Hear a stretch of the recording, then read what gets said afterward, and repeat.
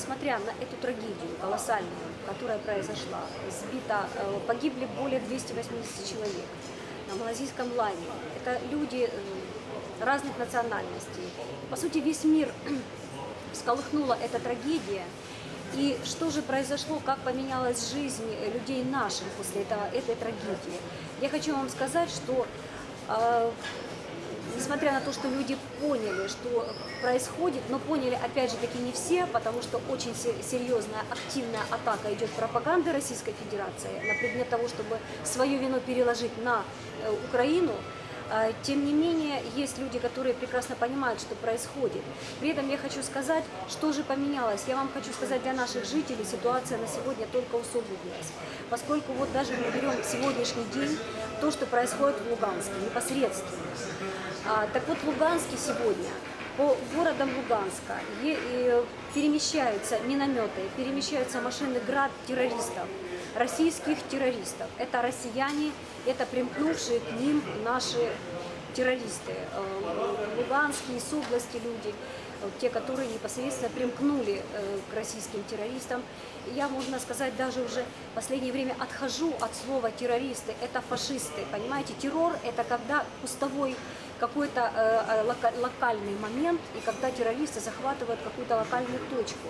Когда же эти боевые действия распространяются на территории двух областей, то тут уже трудно говорить о терроризме. Здесь идет речь о фашистующих боевиках, которые просто сегодня уничтожают мою землю, мой город, мою страну, в конце концов.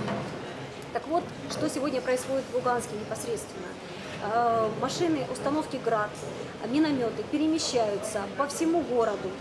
Со слов очевидцев, минометы в разные стороны производят выстрелы хаотично, абсолютно хаотично, по кругу, обстреливая все, что, невзирая на то, что там происходит, это жилые кварталы, как правило. Машины ГРАД заезжают исключительно в жилые кварталы.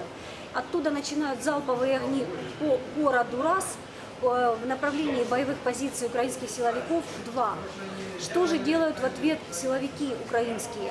Это абсолютно у меня достоверная информация, потому что я держу связь с людьми, которые корректируют огонь украинских военных.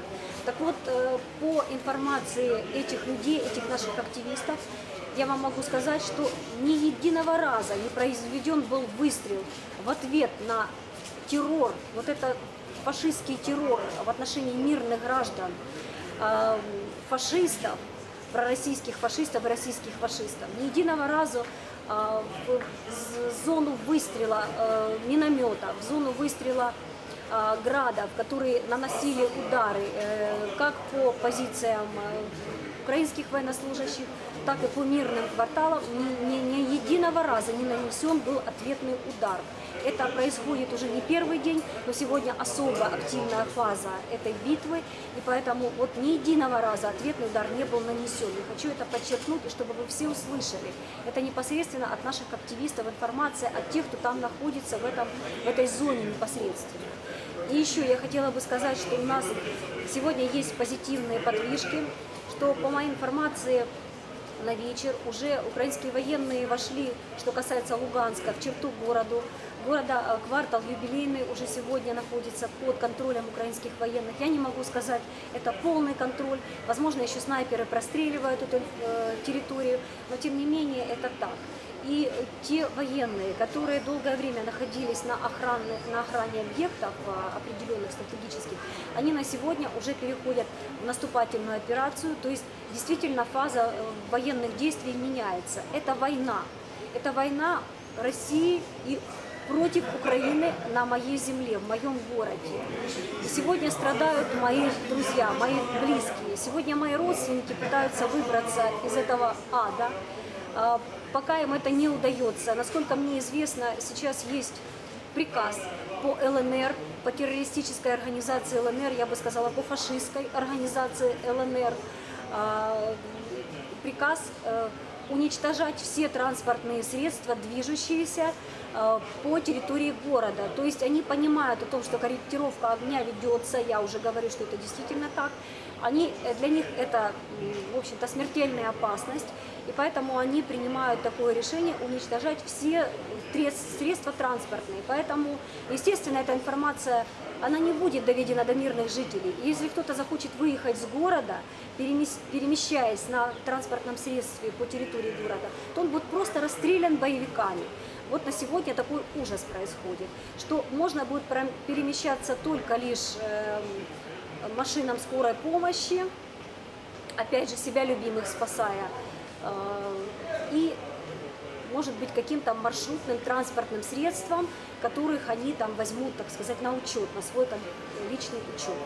Поэтому вот такая ситуация сегодня совершается. Люди не понимают, что происходит, люди в панике.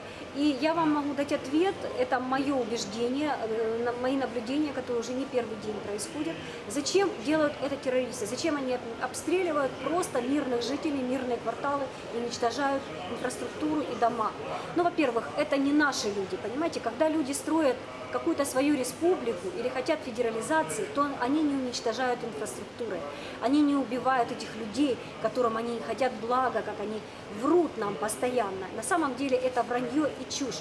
На самом деле это российские боевики, которым абсолютно наплевать на граждан Украины, на граждан той же фиктивной ЛНР, даже назовем это территории, контролируемые боевиками, им абсолютно наплевать.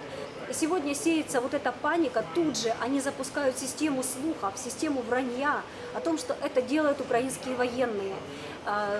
Они рассказывают о том, что это делают украинские военные, хотя это вообще абсолютно не украинские военные. Ни единого выстрела, повторяю, не было произведено украинскими военными в отношении мирных граждан. Тут же запускаются всякие сплетни, тут же снимают российские каналы, показывают под видом того, что эти разрушения делают украинские военные в ходе наступательной операции. Наступательная операция ведется. И представьте, насколько сложно сегодня нашим украинским военным производить эту наступательную операцию, почему она уже ведется столь долго. Это уже третий день продолжаются такие бои, и мы не видим каких-то значимых успехов, именно потому, что мы не можем, наши военные не могут относить адекватный удар по боевикам, поскольку они прячутся за спинами мирных жителей. В мирных кварталах располагают свои страшные смертоносные оружия. А вот эти вот выстрелы производят только потому, что как раз украинские военные их не делают, а им же надо рассказать всему миру, что украинские военные это какие-то фашисты, убийцы и тому подобное. И для этого они вынуждены уже перейти вот в эту лживую фазу этого вранья и вот таких вот выстрелов. Но люди видят эти минометы, люди видят эти грады, но опять же, в одном квартале они их видят, а масса кварталов, куда попадают боевые снаряды, они не понимают, откуда они прилетают. И там начинается вранье, что это украинские военные. И в городе сумятица. Для чего еще это делается? Для того, чтобы люди уже начали ненавидеть просто украинских военных, которые пытаются освободить город от этого фашизма, от этого террора. Чтобы люди уже согласны были на какую-нибудь власть, на любую ЛНР, на любых фашистов, только бы перестали стрелять. То есть уже вот формируется такое отношение к тому, что происходит. Вот именно для этого и производятся эти постоянные выстрелы, постоянные обстрелы. Гибнут люди. Сегодня даже невозможно определить, сколько людей на самом деле погибло в такой ситуации постоянных обстрелов.